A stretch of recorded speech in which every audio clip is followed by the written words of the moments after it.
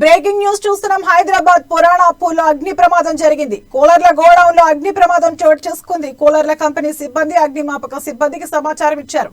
ఘటనా స్థలానికి చేరుకుని ఫైర్ ఇంజన్లు మంటలను ఆర్పుతున్నాయి.